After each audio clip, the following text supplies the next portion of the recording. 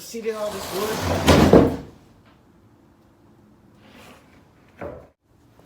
We're building some cages today.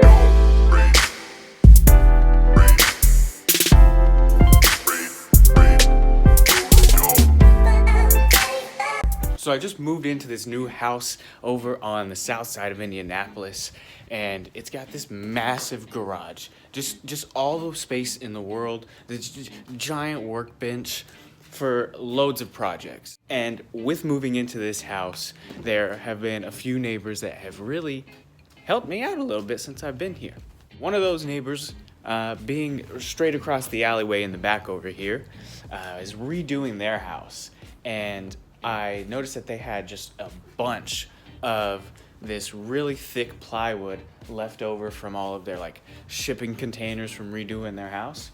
And I was like, yo, I need that. I can use that. So I went over and I said, hey, what's up? I'm Kameron. You know, you want to be friends? Can I have your wood?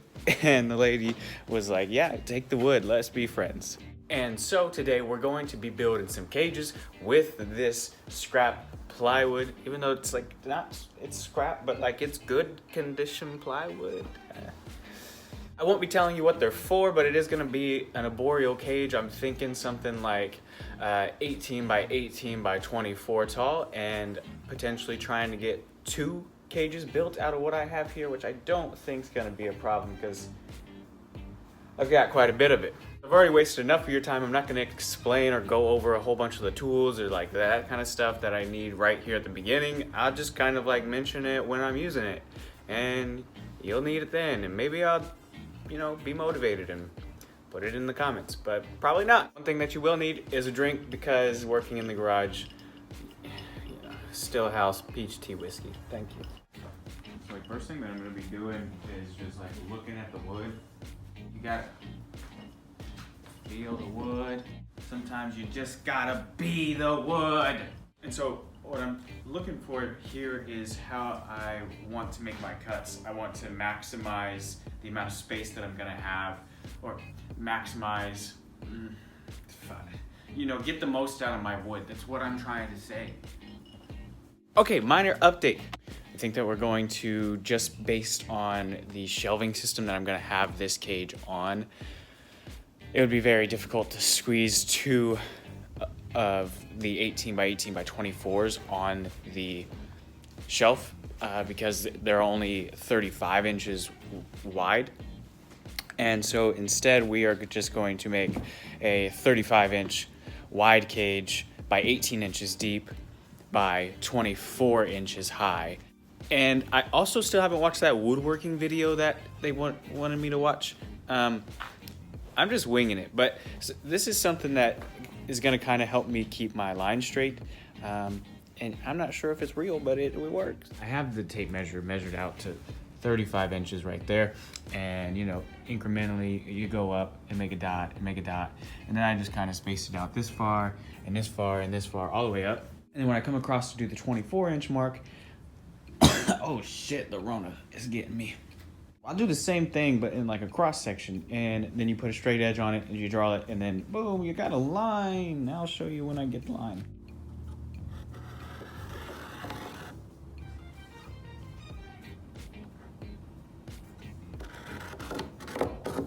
And so that light blue line right there, you know, we know, I know, everybody knows that from this side, that's 35 inches. From this to there, that measurement is 35 inches.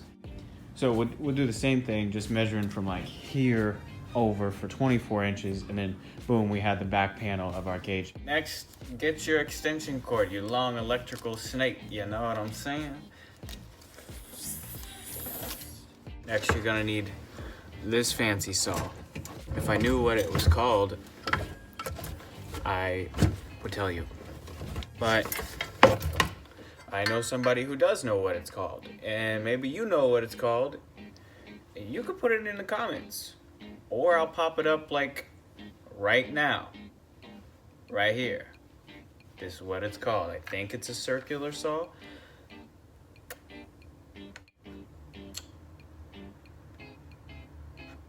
I think that's what it says.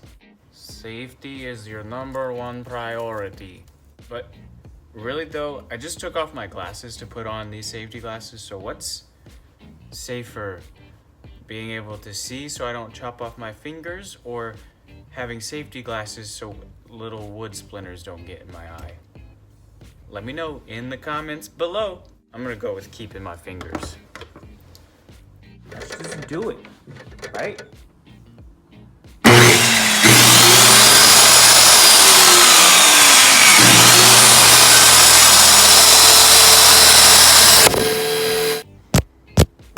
Dirty. So that was cool as shit. I don't know really where you guys fell down at. But I would say even more important than the eye protection is ears. My shit's ringing. That's about halfway right there. And so now I'll just come from this side. And you guys don't need to see this because, like, oh, God. See, I told you I don't woodwork. Definitely just realized that a mistake was made.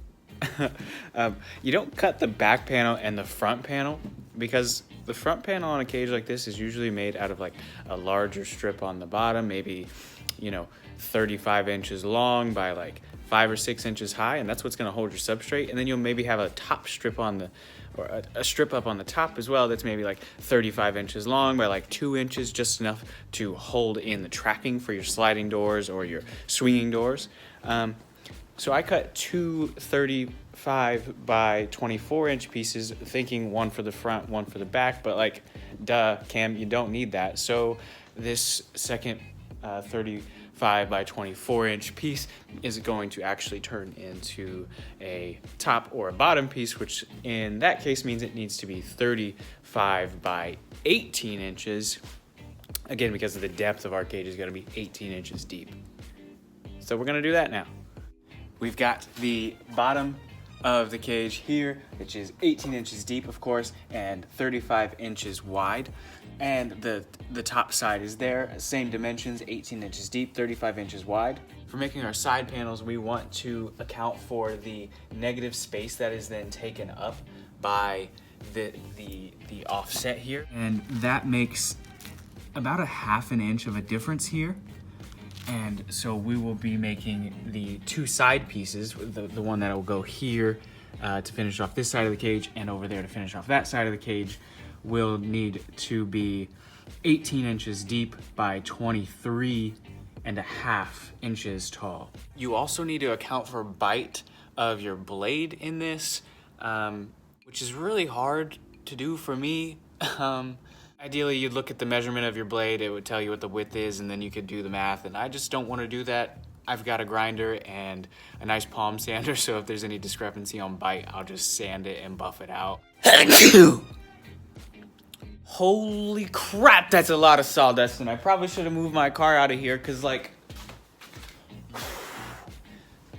so much sawdust all over it. But we've got the main elements of the cage actually cut out. So again, we've got the bottom of the cage, we got the back of the cage, the two sides of the cage here, and then the top of the cage, which will have a cutout for a heat lamp. Of course, the animal that's going in here doesn't need UVB, but it does need heat. The last couple of pieces that need to be cut out, though, are the front border, which will, imagine the back of the cage, bottom front of the cage, will be like a 4 to 5 inch border here, which will be, of course, 35 inches long by about 4 or 5 inches tall. The cage probably will be BioActive, just me and nature. 1, 2, 3, 4 out of my 5 animals are rocking BioActive cages right now. So just in general fashion with me, this is probably gonna end up being BioActive. So we'll want a deep substrate as we can go, but I don't want to take away from the height of this cage by putting in a super deep substrate. This is how I'm going about fastening the panels of this cage together. I have cut out these little blocks, 1 inches by 2 inches, from like a 2x6 or a 2x4, and I have drilled pilot holes into them, 2 from the top to secure it to the bottom, and then 2 in from the back to secure that, and that creates that joint there. 1 in the back side as well, and then I've done some silicone. 1, because this cage is going to need to be semi-water resistant, so I don't want the seams to leak water, but also the silicone will help add in some rigidity to the cage. And so when it dries and all of the joists are connected, we won't have as much wobbling. I'm gonna go through and install 6 more of these little joints, 1 in each corner. We have 2 there, we'll have 2 for that corner, and then 4 for the top side as well. And that'll be the main box of the cage. Bitches.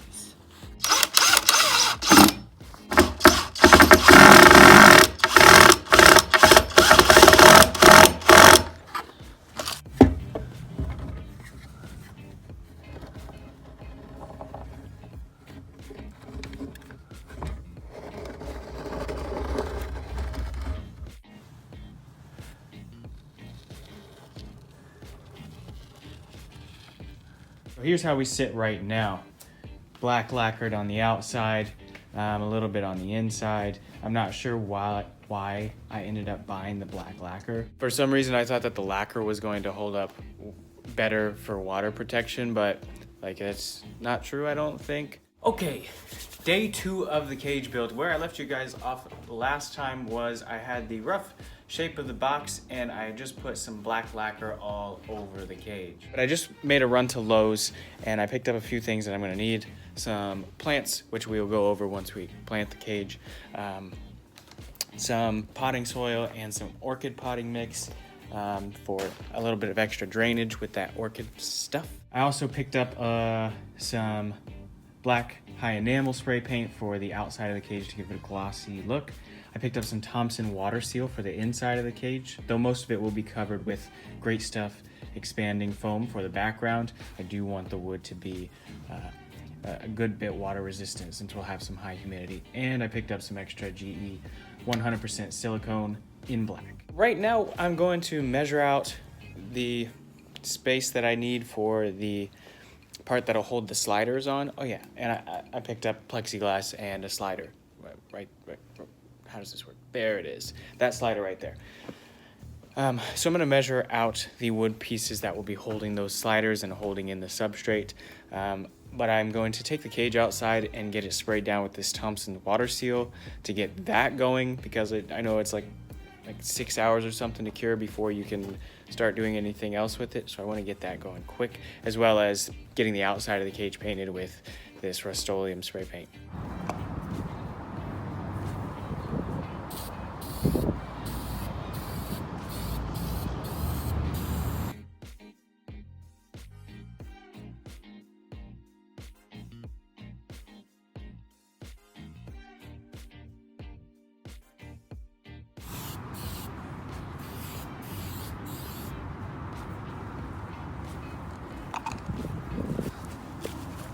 This stuff stinks, but I'm going to wait about an hour and then put on a second coat and potentially a third coat. I just want to make sure that the wood, with it being particly and pressed together, that the moisture from this environment doesn't ruin the wood. Now I'm going to paint the outside of the cage black again.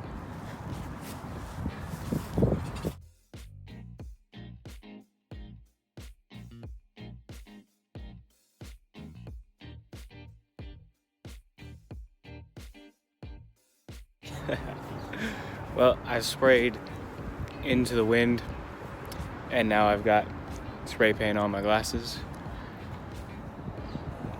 Can't really.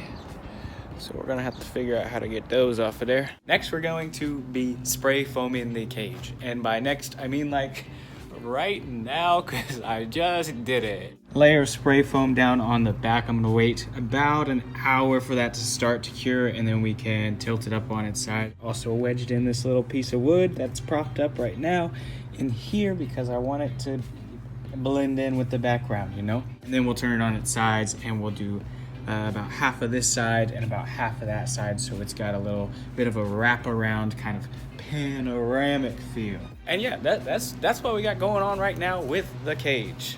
I'm trying not to show you guys every step because other than building the cage itself, you've seen probably 100 to 1,000 videos of somebody lay down spray foam, cut it up with a razor, put some silicone on it, dump some dirt on it. And if you haven't, go watch Serpent Designs because he does it in almost every single one of his terrarium builds. All right, so the background is pretty much done. It just needs to set and cure now. We will be sticking a few pieces of moss to it and trying to wrap some plants around it, but for the most part, the background is set. But while that's setting, I need to install a little bit of lighting in that cage. I do have this extra strip light that used to be UVB. It's kind of old now, so it's probably not producing any UV rays anymore, but it does still provide light, which is fine because the lizards that are going in here will not be requiring UV lighting.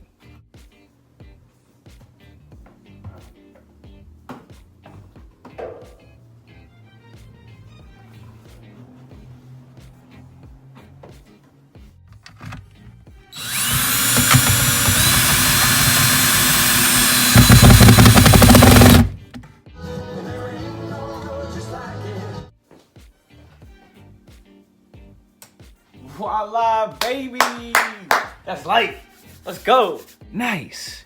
We've got to drill a tiny hole up in the top back left to feed this wire out of. So that'll look nice and streamlined. And now that the light's on, you can see that there's a few spots that will need to be touched up. But your boy ran out of silicone, so that'll wait till tomorrow. But yeah, we got 2 planter pots going on, a little bit of a hide there. And yeah. I can't speak English. I think it is time to plant this bad boy.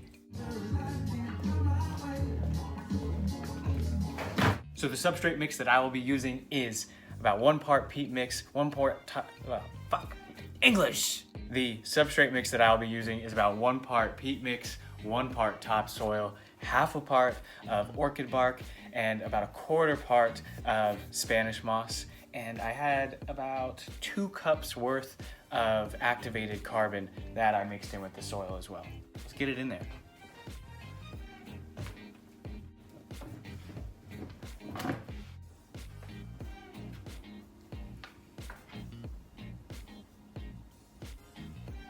And as you can see, just a whole bunch of different kinds of soil going on here. We want something that is going to give nice aeration for our plants to grow so they are not sitting in water all the time and rotting the roots to them, which is where the orchid bark comes in, which will help this substrate drain fairly easily. All right, so here's our plant selection. We got quite a few, and a lot of them actually came in multiple little nodes, I think is what you call plants. I don't know, but we have 1 hosta here that's going to get relatively large fairly quickly, which is fine. It's mainly going to go in this cage so I can control the lighting and the watering and to get it grow pretty fast. And then this will just be going outside as decoration for my house. We've got some dracanias, we've got some Fowlers in the back, we've got some peperomias here, cadmiums. We have some philodendrons over there. So yeah, we've got a good selection of plants. There's a good chance that we don't use all of these, and that means I will have a bunch of extra house plants as well. So that's nice. Progress update. We've got quite a few of the plants going in right now, and this cage is just coming together. I'm like falling in love with it as I'm doing it. It's nuts. So we've got I already forgot the plant names. So that we've got some of the philodendrons in there. We got the Schefflera in the back, and the rest of them let me look. Oh, and both of the dracanias, I think is how you pronounce it. The big Hawaiian boyo there, and I forgot the common name for the smaller one in the front. But yeah, lots of more plants to still go in, and it's looking beautiful, baby. So this is where we'll leave off for today. We've got the entire cage planted. It is so gorgeous. So a lot of these plants, like I said, had a bunch of different little nodes, so I was able to spread this out a lot more than I thought I was going to. It's heavily planted right now, and so when it grows in, I'll have to be doing a lot of trimming back, or I'll remove some plants and put in more small ones just to keep it at this level. But we have our peperomias growing here in kind of the foregroundish area. I like the light color that it brings. We've got some of the cadmiums here, the red cadmiums or the rainbow cadmiums going on. in the back of the cage, some of the money trees or the chevaleras are growing. This one, I'm not sure if I like the placement of it, but I needed something to fill that pot and to take up space. And that was the only thing left after I had everything else planted. So we got the Hawaiian Dracania right there, the other Dracania right there, which I'm not sure what it's called, some Spanish moss draped over. We got the leaf litter, which is naturally sourced from the woods around my house and then boiled, and you know, the whole spiel there. We got just a few magnolia leaves in here that I have laying around. And yeah, I guess the only couple things left that I'm looking for is some moss to go ahead and drape over probably this rock and some parts of the background. And the planting is done. I mean, we're gonna call it a night now. It's getting close to 11 o'clock. We're getting super close to having this cage finished. There's a few more like hardware modifications that need to be made. We still need to drill a small hole in the back corner over here for the cable that's running to the UVB light to run out the back, so that way it looks nice. We still need to mount the heat bulb here, since the lizards that are going in will need some sort of heat. We're also going to be installing a heat mat on the back, but going through wood, heat mats aren't going to heat up terribly much, so it's more of just to heat up that hide that's back there. And then we need to install the railing and the plexiglass for the doors. And once those, 3 things are done, the cage will be done and we'll be ready almost to put the lizards in. And I can't wait to show you what lizards I'm getting. We are back out in the garage for day 3 of the cage build. We are so close to being done. Like I explained earlier, I've got my roommate running to Lowe's right now to pick up some silicone so that I can get the railing on the cage to put the doors on. So while he's doing that, I'm gonna go ahead and cut out the hole to run the wires. I've got this circular bit here. You could use like a Christmas tree bit or like a step bit. If you had one, that would be like the way I would prefer to go, but I don't have one of those, and I do have these, and these will work just the same. And so as you see, it is got a little drill bit that starts the hole, the pilot hole for you, and then spins around and cuts it out just like that. Though I fear my drill is close to dying, so let's hope we can get this done.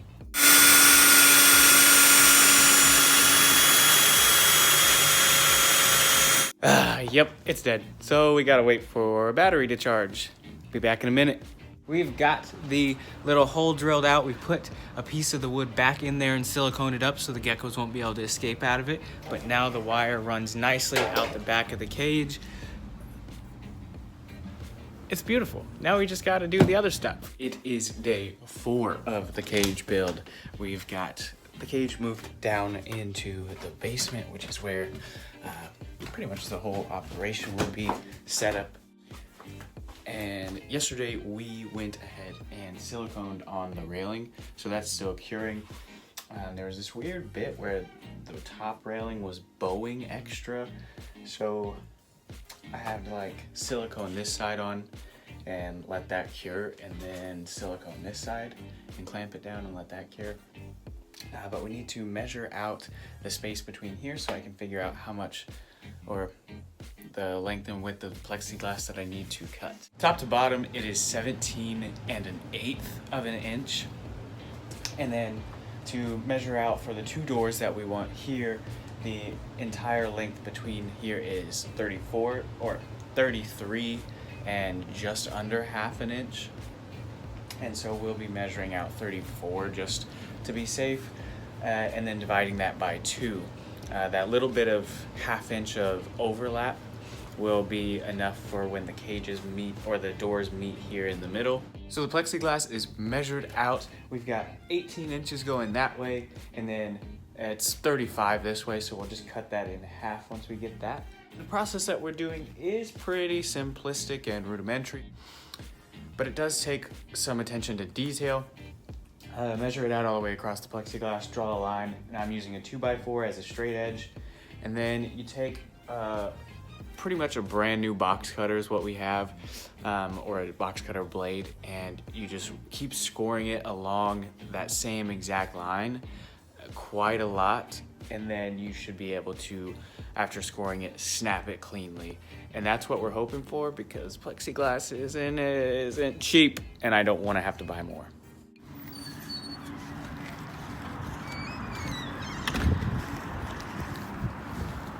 Plexiglass is cut. Time to go install them as doors. It's later in the day and we finally got the cage doors installed, and it was much more of a pain than I had even imagined.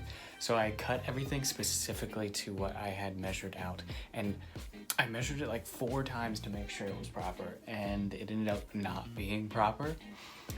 So it took multiple hours of sanding the acrylic down, and that even wasn't working. And so I came back and trimmed down this wood piece to where I again had measured to make sure that it would then fit a millionth time over now at this point. And then I had cut too much, so there wasn't enough to hold the glass. And so what I ended up doing was creating little wooden shims, and I wedged it underneath with this Sluter strip, and then siliconed everything in place. And I have the plexiglass in here right now, using as the tension to dry these pieces together. But that's a cage.